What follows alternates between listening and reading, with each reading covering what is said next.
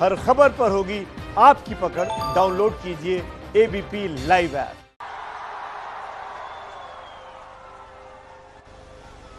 कथा शिल्पी, साहित्य शिरोमणि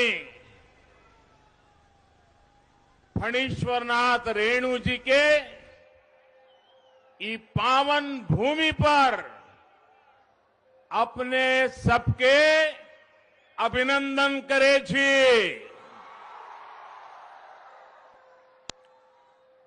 मंच पर उपस्थित केंद्रीय मंत्रिमंडल के मेरे साथी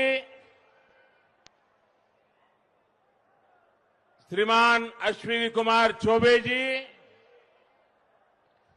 बिहार के पूर्व मुख्यमंत्री और हम पार्टी के अध्यक्ष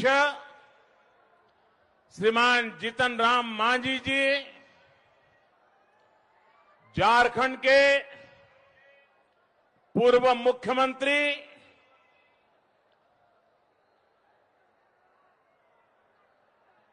श्रीमान बाबूलाल मरांडी जी, राज्य सरकार में मंत्री डॉक्टर प्रेम कुमार जी, संसद में मेरे साथी श्रीमान राजीव रंजन जी, श्रीमान प्रदीप सिंह जी, एनडीए के सभी प्रतिनिधिगण, सभी वरिष्ठ नेतागण, उम्मीदवारगण और विशाल संख्या में हम सबको आशीर्वाद देने के लिए आए हुए मेरे प्यारे भाई और बहनों,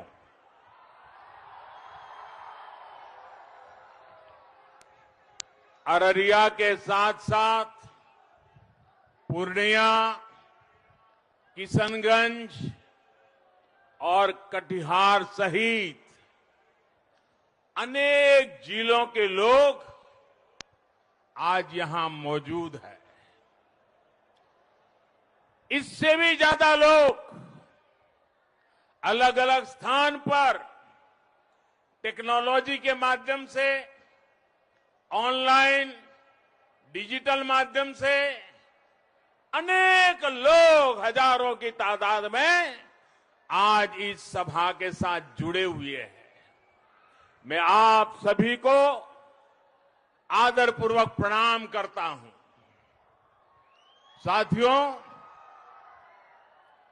बिहार में आज दूसरे चरण का मतदान चल रहा है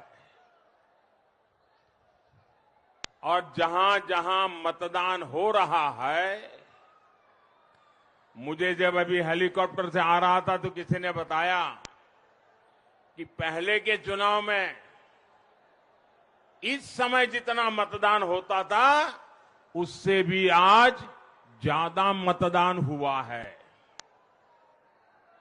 वो 10 बजे तक का मुझे हिसाब बता रहे थे।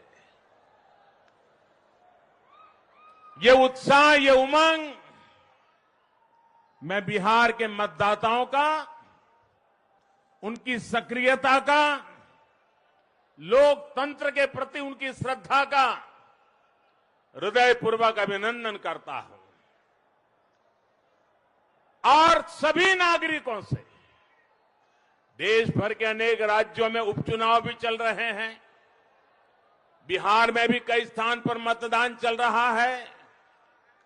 चुनाव ये लोकतंत्र का बहुत बड़ा उत्सव होता है और लोकतंत्र के उत्सव में बढ़ चढ़ करके हिस्सा लेना हर नागरिक का कर्तव्य है और वही उज्जवल भविष्य की गारंटी भी है।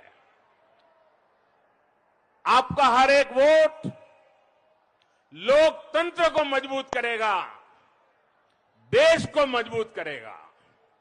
साथियों, आज बिहार के लोगों ने देश ही नहीं पूरे विश्व को एक संदेश दिया है। कोरोना के इस संकट काल में जब दुनिया भर में हड़कंप मचा है, ऐसे में बिहार के लोग अपने घरों से निकल रहे हैं, इतनी बड़ी संख्या में मतदान कर रहे हैं। लोकतंत्र की ये कितनी बड़ी ताकत, लोकतंत्र के प्रति हर बिहारी का कितना बड़ा समर्पण, ये पूरे विश्व के लिए ये सिर्फ मतदान, चुनाव, जीत हार वहां तक सीमित नहीं है।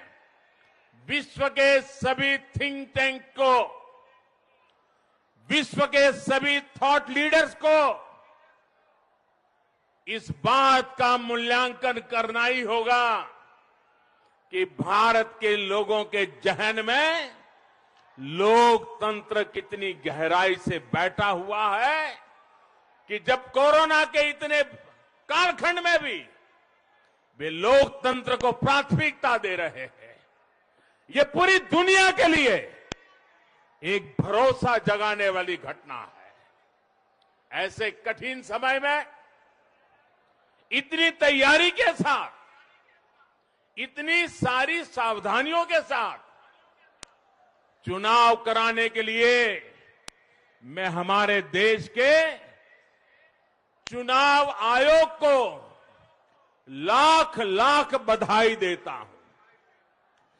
देश के चुनाव आयोग ने अपने कौशल्य से, अपने सामर्थ्य से, अपनी दीर्घदृष्टि से, अपने निष्पक्ष भाव से आज पूरे विश्व को अचंभित कर दिया है। और इसलिए आज मैं बिहार, जो कि लोकतंत्र की पहली कुपल जहां से निकली थी, मानव जात को जिस धरती ने लोकतंत्र दिया था, उस धरती से मैं देश के चुनाव आयोग का भी अभिनंदन करता हूं। उसके साथ साथ हमारे जो सुरक्षा बल के लोग हैं, कितने दिनों से खड़े हैं, ये यूनिफॉर्म वर्दीधारी हमारे पुलिस के जवान, हमारे सुरक्षा बलों के, अर्धसैनिक बलों के जवान दिन रात लोकतंत्र की रक्षा के लिए, शांतिपूर्ण मतदान के लिए, शांतिपूर्ण विचार विमर्श के लिए दिन रात जो जुटे हुए हैं, मैं उनका भी आज हृदय से, पूरे बिहार के उन सभी का भी हृदय से अभिनंदन करता हूं। आज मैं बिहार के प्रशासन से जो लोग जुड़े हुए हैं, चुनाव प्रक्रिया को सुनिश्चित करने में जो लोग जुड़े हुए हैं, मैं उन सब छोटे मोटे कर्मचारी का भी, जो लोकतंत्र को सफल बनाने के लिए जी जान जुटे हैं, मैं आज उनका भी हृदय से बहुत बहुत अभिनंदन करता हूं। भाइयों और बहनों, पहले चरण के मतदान के बाद और अभी जो शुरुआती जानकारी मिल रही है, उसके बाद एक बात साफ है, बिहार की जनता ने डंके की चोट पर ये संदेश दे दिया है कि बिहार में फिर एक बार एनडीए की सरकार बनने जा रही है।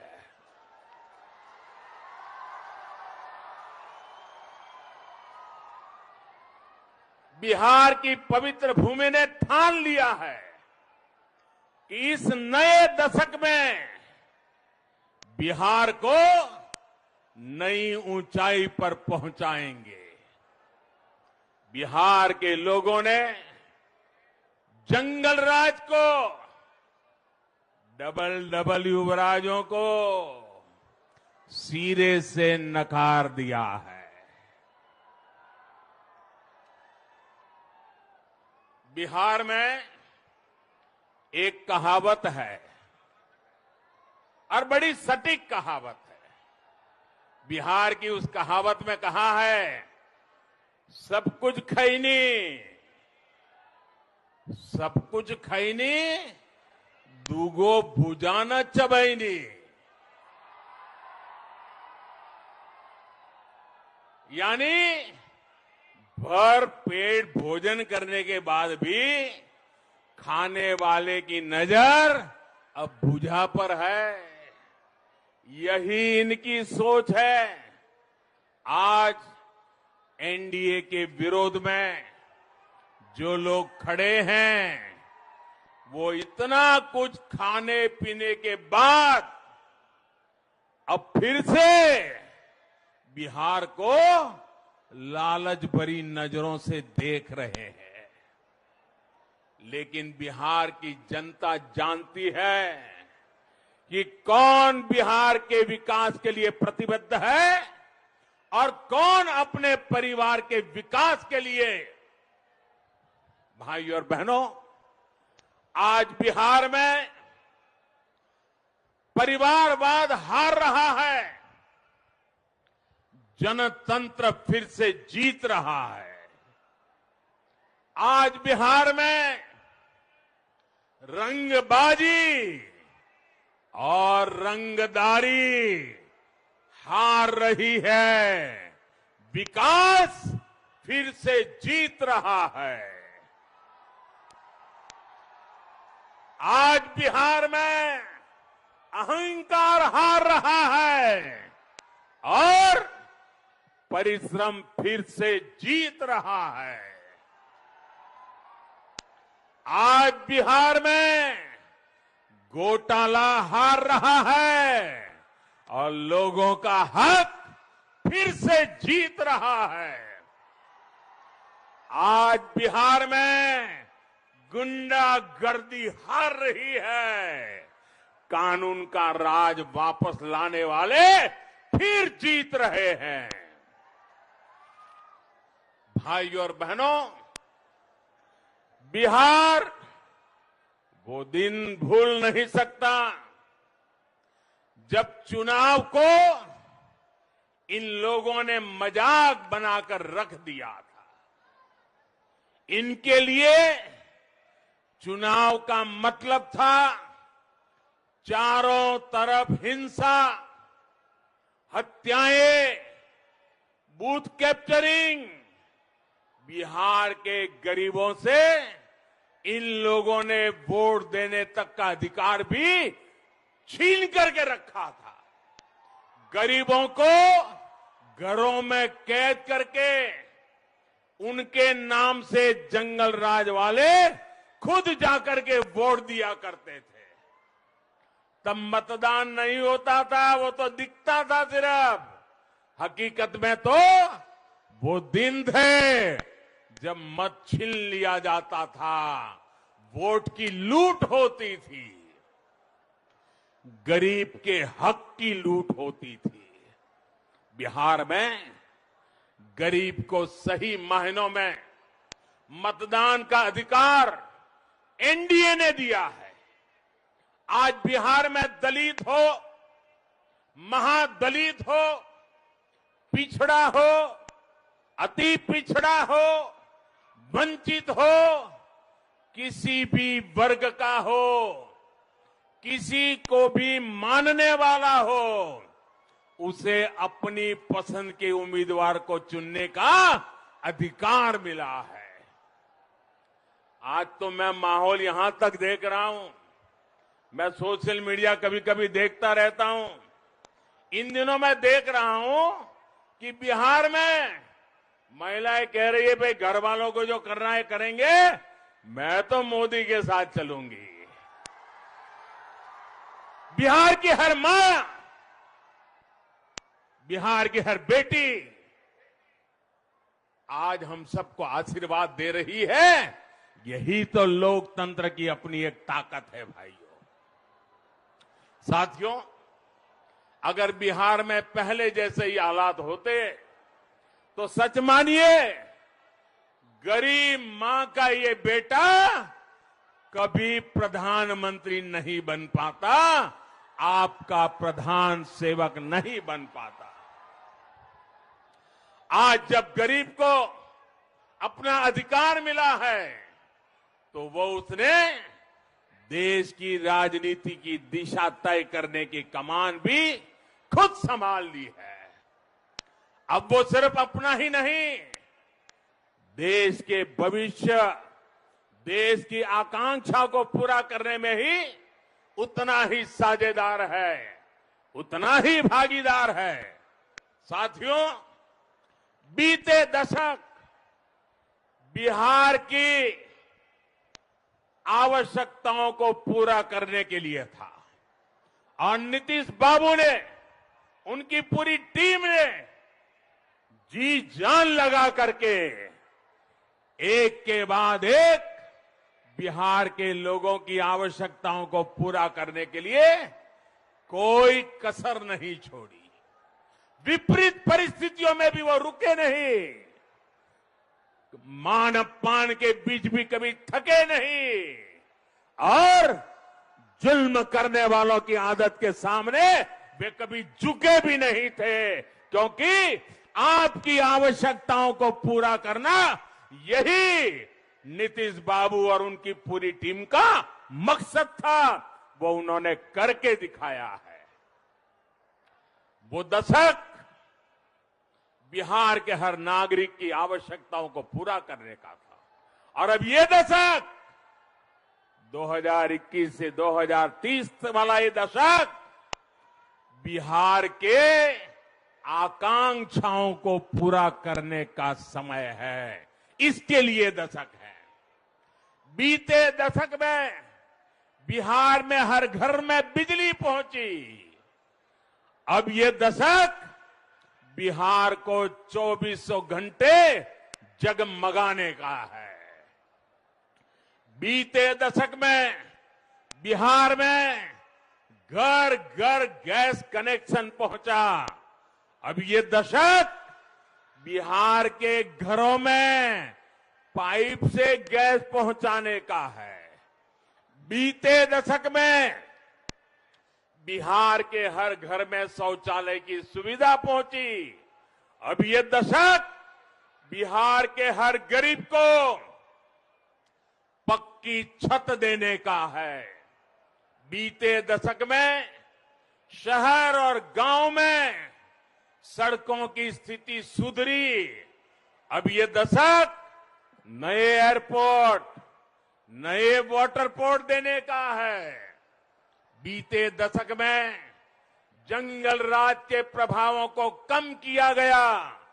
अब ये दशक बिहार की नई उड़ान का है, नई संभावनाओं का है।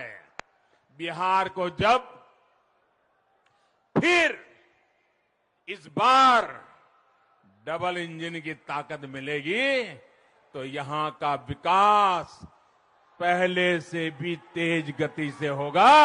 ये मैं आपको विश्वास दिलाने आया हूं। भाइयों और बहनों, सबका साथ, सबका विकास, सबका विश्वास के मंत्र पर चलते हुए आज एनडीए सरकार बिना किसी भेदभाव लोगों के हितों के लिए काम कर रही है। आज बिना किसी भेदभाव बिहार के करीब करीब 75 लाख 74 लाख से ज्यादा किसानों के बैंक खातों में सीधे पैसे ट्रांसफर किए जा रहे हैं।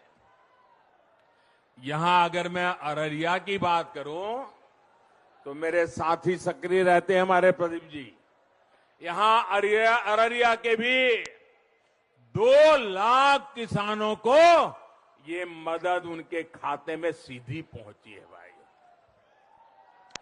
बिना किसी भेदभाव बिहार की लगभग 90 लाख गरीब बहन बेटियों को घर में धुएं से मुक्ति दिलाने वाला मुफ्त में गैस कनेक्शन दे दिया गया है।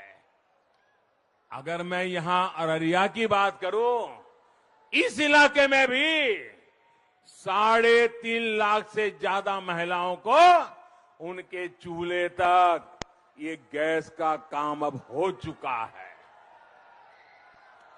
बिना किसी भेदभाव बिहार में 1.25 करोड़ से ज्यादा शौचालय बनवाए गए हैं। यहां अररिया में भी 4 लाख से ज्यादा शौचालय बने हैं। बिना किसी भेदभाव आज बिहार के हर गरीब को आयुष्मान योजना के तहत 5 लाख रुपए तक के मुफ्त इलाज की सुविधा मिली है। भाइयों बहनों, गरीब के घर में अगर कोई गंभीर बीमारी घुस जाती है तो सिर्फ एक व्यक्ति की जिंदगी नहीं, उस परिवार की पूरी पीढ़ी तबाह हो जाती है। गरीबी से बाहर निकलना चाहता है, एक कदम गरीबी से बाहर ले आया है, लेकिन अगर घर में बीमारी आ गई तो फिर वो गरीबी के अंदर फिर उलझ जाता है। और इसलिए अब कोई गरीब अगर बीमार हुआ तो उसका बेटा दिल्ली में बैठ करके उसकी चिंता कर रहा है।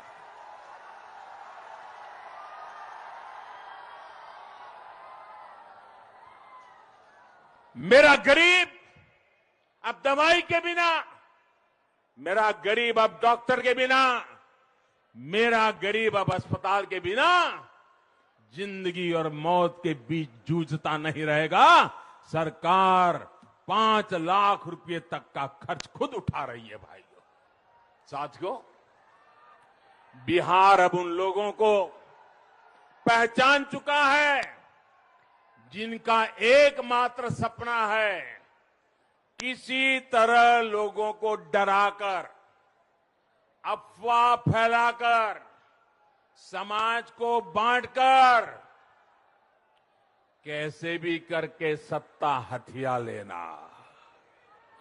इनकी तो बरसों से यही सोच है। इन्होंने यही देखा है, यही समझा है, यही सीखा है।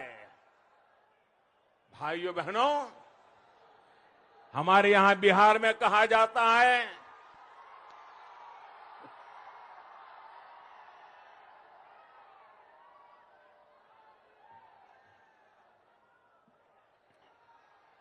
साथियों, ये आपका उमंग, ये उत्साह, ये विराट जनसागर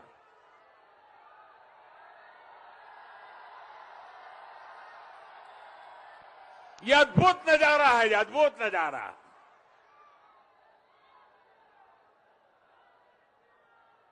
भाइयों बहनों,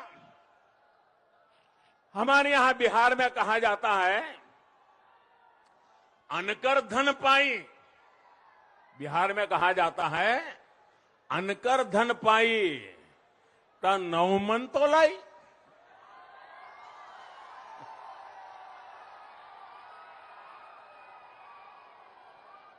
स्वार्थ का भाव ये कि जब दूसरे का पैसा है, जितना चाहे मार लो, खरीदो, क्या फर्क पड़ता है।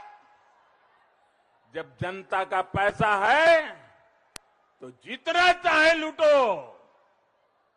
ये लोग जनता के लिए, आपके लिए काम नहीं कर सकते। लेकिन आज बिहार की जनता, देश की जनता इन सब लोगों की सच्चाई बराबर जान चुकी है। आप देखिए, ऐसे ही झूठ बोल बोल कर कांग्रेस ने देश के लोगों को क्या क्या सपना दे ही दिखाया। याद कीजिए, दशकों पहले की वो दिन उछल उछल करके बोल रहे थे गरीबी हटाएंगे, गरीबी हटाएंगे, गरीबी हटाएंगे। चुनाव आते ही कहते थे किसानों का कर्ज माफ करेंगे, माफ करेंगे। कभी फौजियों को मिलते थे तो कहते थे देखिए वन रैंक वन पेंशन लागू करेंगे, वन रैंक वन पेंशन लागू करेंगे। कभी व्यापारियों से मिलते तो फिर जब लॉलीपॉप पकड़ा देते हैं टेस्ट का जाल कम करेंगे, टेस्ट का जाल कम करेंगे। बातें बहुत की, लेकिन भाइयों बहनों इतिहास गवाह है, दस्तावेज मौजूद है, इन्होंने इसमें से एक भी काम नहीं किया। बातें की, गुमराह किया लोगों को, और इसलिए जनता को लंबे अरसे तक मूर्ख नहीं बना सकते हो। देखिए कांग्रेस का हाल क्या हुआ है, कांग्रेस की हालत कैसी करके रखी है जनता ने। आज कांग्रेस की हालत यह है, आज कांग्रेस की हालत यह है कि लोकसभा और राज्यसभा दोनों को मिला दें तो भी कांग्रेस के पास 100 सांसद भी नहीं है, 100 सांसद भी नहीं है। ये हाल जनता ने उनका करके रखा है, और जब भी मौका मिलता है जनता आज भी उनको सजा देती रहती है। और इतना ही नहीं, इस देश के अनेक राज्य ऐसे हैं जिन राज्यों ने कांग्रेस के एक भी बंदे को लोकसभा राज्यसभा तक पहुंचने नहीं दिया। जम्मू कश्मीर देख लीजिए, उत्तराखंड देख लीजिए, राजस्थान देख लीजिए, गुजरात देख लीजिए, आंध्र प्रदेश देख लीजिए, अरुणाचल प्रदेश देख लीजिए। अनेक ऐसे राज्य हैं जहां से कांग्रेस के एक बंदे को भी वहां की जनता ने दिल्ली लोकसभा राज्यसभा में पैर नहीं रखने दिया। आप कल्पना कर सकते हैं देश की जनता इन लोगों से कितनी नाराज है। यूपी, बिहार जैसे राज्यों में आज कांग्रेस तीसरे, चौथे, पांचवें नंबर पर किसी का कुर्ता पकड़ के बचने की कोशिश कर रही है। ये इसलिए हो रहा है क्योंकि इनकी कथनी और करनी में फर्क है। जबकि एनडीए सरकार जो कहती है, और कहती भी वही है जो जनता के लिए जरूरी है, और जो जनता के लिए जरूरी है उसी के लिए जी जान से जुड़ जाती है और करके दिखाती है। साथियों, आज एनडीए की सरकार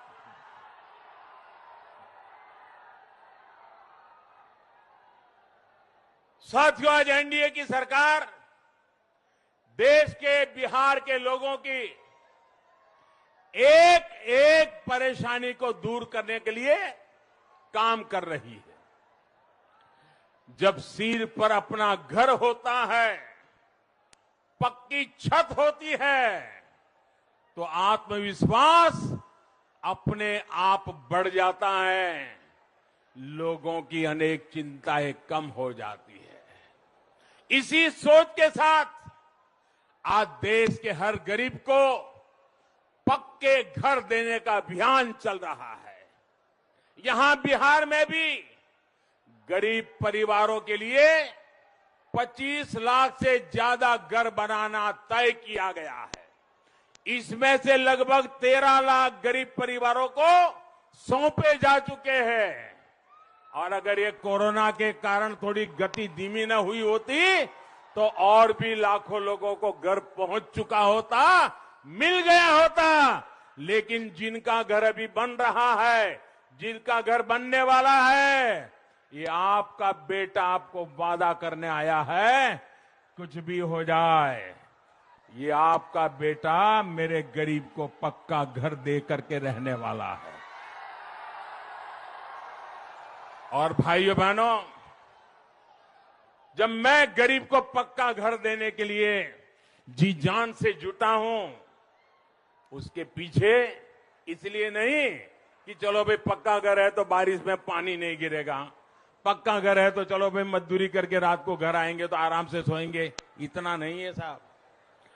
जब किसी माँ बाप को पक्का घर बन जाता है ना, तो उसका भी मन करता है अब बेटी को अच्छा घर मिलेगा, अच्छे घर में बेटी की शादी होगी।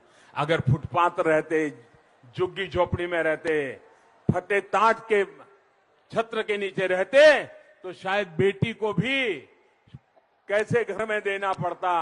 आज गरीब माँ बाप को जब पक्का छत मिला है ना, तो माँ के मन को आनंद होता है कि मैं तो गरीबी में पली, लेकिन अब पक्का घर देख करके मेरी बेटी को भी अच्छा लड़का मिलेगा, अच्छा परिवार मिलेगा, मेरी बेटी सुखी होगी। आप कल्पना कर सकते हो, कुछ लोगों को यह परेशानी है कि मोदी चुनाव जीतता क्यों है। अरे मोदी चुनाव इसलिए जीतता है भाई कि ये माताओं बहनों के, उनकी बेटियों की चिंता दूर करने का काम मोदी करता है। इसलिए माताएं बहनें ये मोदी पर आशीर्वाद देती रहती है, और तब जाकर के ये गरीबों का बेटा गरीबों की सेवा में अपना जीवन खपाता रहता है। यहां अररिया में भी 80,000 गरीबों को प्रधानमंत्री आवास योजना के तहत पक्का घर दिया जा चुका है। जिन लोगों को मैंने पहले ही कहा अभी घर नहीं मिल पाया है, काम चल रहा है, जो भी पैसे होंगे उस पर पहला अधिकार आपका होगा, आपका घर भी जल्द से जल्द बनेगा। और इसके लिए जब नीतीश बाबू दोबारा आ जाएंगे, फिर से तेज गति से काम शुरू हो जाएगा और उन घरों को भी बना दिया जाएगा। भाई और बहनों, गांव देहात के लोगों की एक और बड़ी दिक्कत रही है, घर के मालिकाना हक, जमीन के मालिकाना हक को लेकर। घर तो था, बाप दादा रहते थे, लेकिन पता नहीं था भाई कागज कहां है, कहां पड़ा है, कौन। और कभी अगर कहीं रिश्तेदार के यहां कहीं जाना है 2-4 दिन के लिए, तो भी मन में रहता था कि वापस आएंगे तब घर हमारा बचेगा कि कोई बैठ जाएगा, अंदर घुस जाएगा, कोई कब्जा कर लेगा।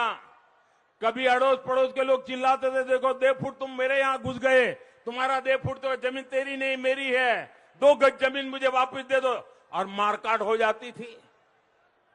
कोई गांव ऐसा नहीं था जहां ये मुसीबत नहीं थी। भाइयों बहनों, मैं मध्यम वर्ग के व्यक्ति, निम्न मध्यम वर्ग के व्यक्ति, गांव में रहने वाले व्यक्ति, उनकी परेशानी भी समझता हूं, और इसलिए हमने इस परेशानी को दूर करने के लिए भारत सरकार ने एक योजना शुरू की है। इसका नाम है स्वामित्व योजना। इस योजना के तहत गांव के लोगों को घर का, जमीन का प्रॉपर्टी कार्ड दिया जा रहा है, और वो भी टेक्नोलॉजी से। गांव के ऊपर ड्रोन घुमाया जाता है और ड्रोन से जगह टेक्नोलॉजी से तय की जाती है, गांव वालों के सामने उसको दिखाया जाता है, और वही निर्णय करके टेक्नोलॉजी से फोटो निकाल करके दे दिया जाता है, ये यहां से यहां तक तुम्हारी जमीन है, तुम्हारा घर है, अब तुम उसके मालिक हो भाइयों। कुछ लोग सोचते हैं टेक्नोलॉजी तो बड़े बड़े लोगों के लिए होती है, मोदी सोचता है टेक्नोलॉजी भी गरीबों को एम्पावर करने के लिए हो सकती है, और मैंने करके दिखाया है दोस्तों।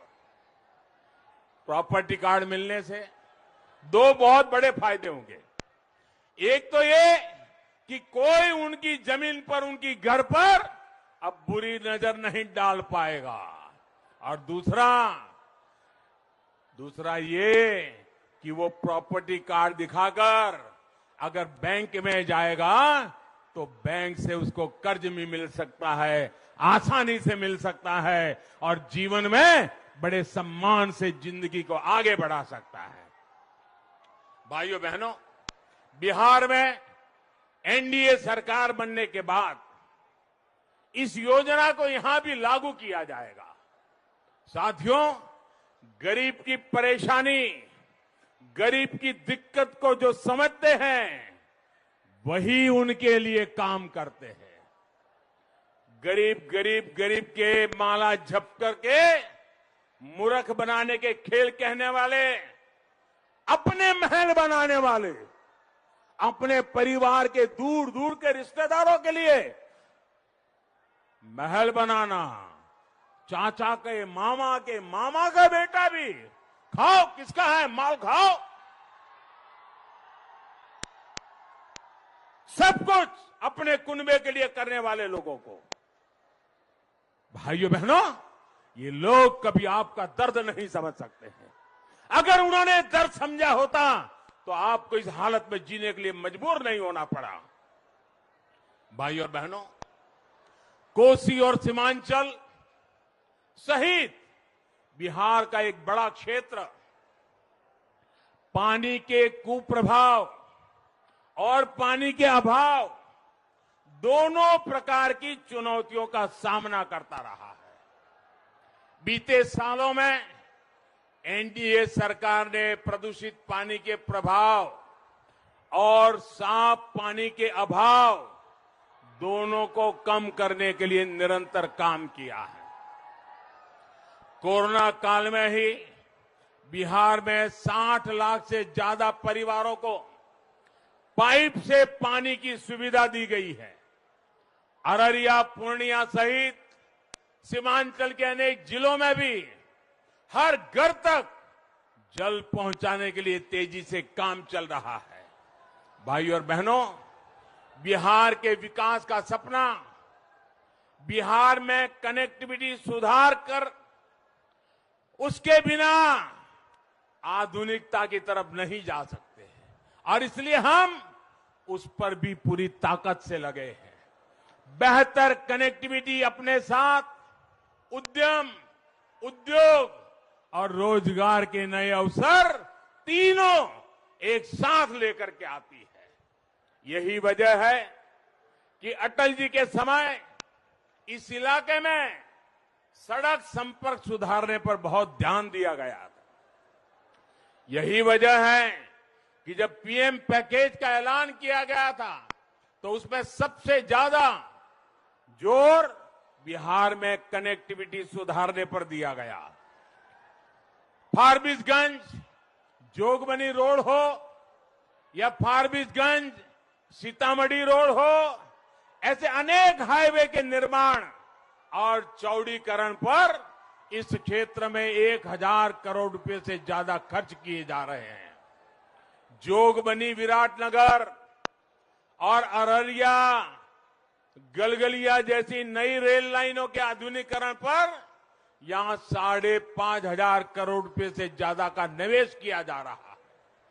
पूर्णिया में एयरपोर्ट के विस्तारीकरण की प्रक्रिया भी चल रही है। मैं दावे के साथ कह सकता हूं कि बिहार की कनेक्टिविटी को लेकर जितना काम आज हो रहा है उतना बिहार में कभी नहीं हुआ। हमें इन कामों को रुकने नहीं देना है। साथियों, कनेक्टिविटी को लेकर हमारे प्रयासों का एक बड़ा प्रमाण है कोसी महासेतु। ये कोसी महासेतु आपकी 3-3 पीढ़ियों के दिल दिमाग में छाया हुआ है।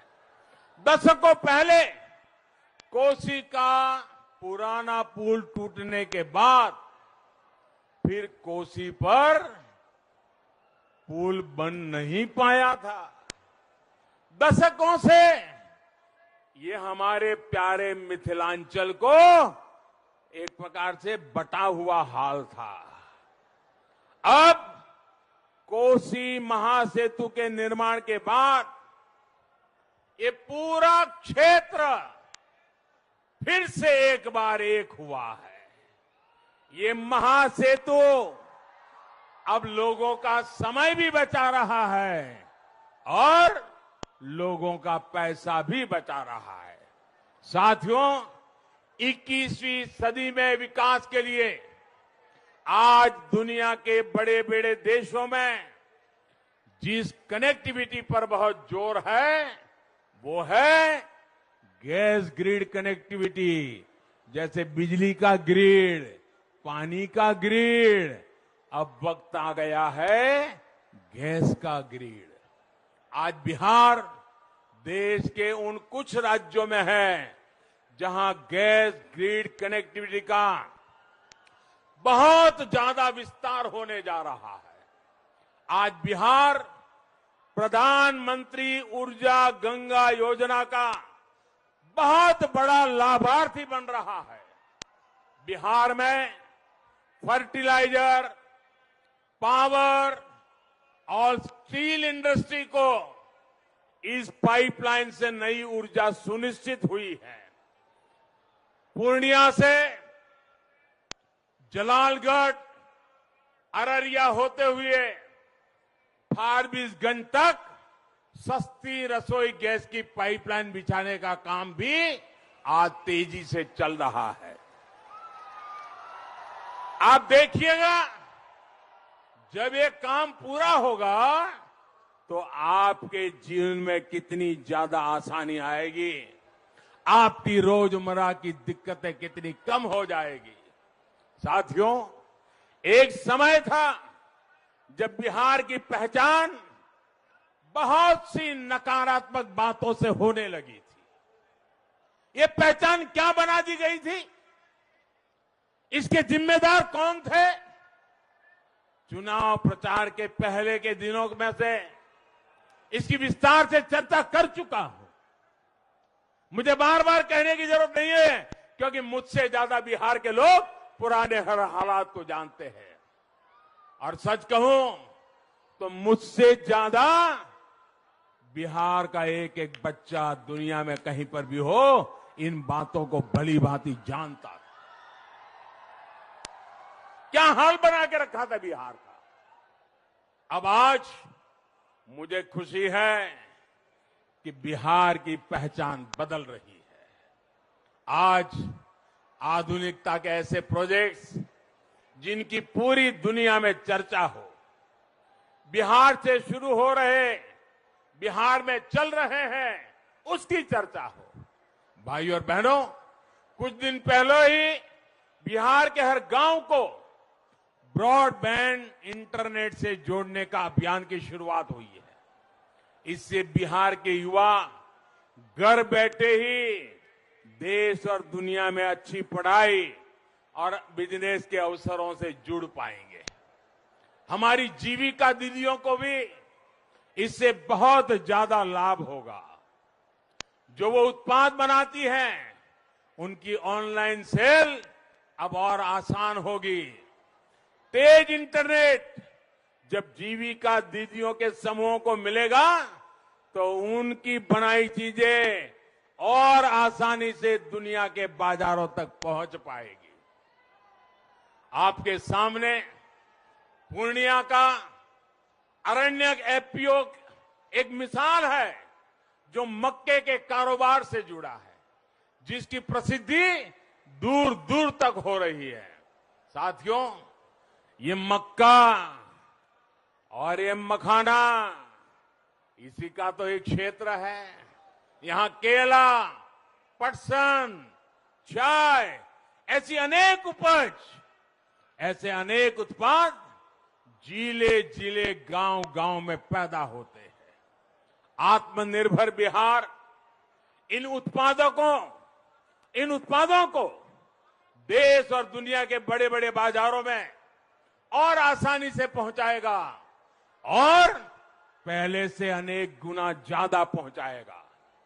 हाल में जो कानूनी सुधार किए गए हैं, हजारों करोड़ रुपए के फंड की व्यवस्था की गई है, उससे भी इसमें बहुत भारी मदद करेगी। इन कानूनों के सुधारों के बाद अब गांव के पास ही भंडारण की, कोल्ड स्टोरेज की आधुनिक सुविधाएं करना आसान हुआ है। बिहार के किसान और यहां के युवाओं को 1 लाख रुपए के विशेष फंड से भी बहुत लाभ होगा। साथियों, बिहार के युवा इतने सामर्थ्यवान है कि जो सुविधा उन्हें देश के बाकी हिस्सों में मिलती है, अगर वही सुविधा बिहार में मिल जाए तो बिहार का नौजवान कमाल करके दिखा सकता है भाइयों। इसी सोच के साथ बिहार में हर जिले में इंजीनियरिंग कॉलेज, हर लोकसभा क्षेत्र में मेडिकल कॉलेज, एम्स, आईआईटी और आईआईएम जैसे संस्थानों पर हम पूरी ताकत से ध्यान दे रहे हैं, बल लगा रहे हैं। बिहार के युवाओं को नई राष्ट्रीय शिक्षा नीति से भी बहुत लाभ मिलेगा। बिहार के गांव और गरीब के घर में पैदा हुए बेटे और बेटी के सामर्थ्य का आकलन सिर्फ उसको चपाचप अंग्रेजी बोलना आता है कि नहीं आता है इतने मात्र से नहीं होगा, बल्कि उसके ज्ञान से ही उसकी ताकत का परिचय हो जाएगा। भाइयों बहनों, नई राष्ट्रीय शिक्षा नीति में मातृभाषा में मेडिकल, इंजीनियरिंग और ऐसे महत्वपूर्ण विषयों की पढ़ाई का जो विकल्प दिया गया है उसे भी बिहार में तेजी से लागू किया जाएगा। अब गरीब मां का बेटा अंग्रेजी नहीं पढ़ा है इसलिए डॉक्टर बनने से उसके कोई रोक नहीं सकता है, वो भी अब डॉक्टर बन सकता है। गरीब मां का बेटा इंजीनियर बन सकता है। साथियों, बिहार की इस गौरवशाली धरती को आत्मनिर्भर भारत, आत्मनिर्भर बिहार के संकल्प के साथ आगे बढ़ाना है। इस संकल्प की सिद्धि सभी की भागीदारी से संभव है, सभी के सक्रिय सहयोग से संभव है। इसी संकल्प के साथ आपको अपना एक एक वोट एनडीए यानी भाजपा, जेडीयू, हम पार्टी और वीआईपी पार्टी के उम्मीदवारों को डालना है। आपका यहां आने के लिए मैं आज ये जुस्सा, ये उत्साह, ये उमंग कभी मैं भूल नहीं सकता हूं। भाइयों बहनों, ये आशीर्वाद मेरे लिए बहुत बड़ी ताकत है, हम सबके लिए बहुत बड़ी ताकत है। मैं आपका जितना धन्यवाद करूं उतना कम है। दोनों हाथ ऊपर करके, दोनों मुट्ठी बंद करके पूरी ताकत से मेरे साथ बोलिए, भारत माता की, भारत माता की, भारत माता की, भारत माता की। बहुत बहुत धन्यवाद।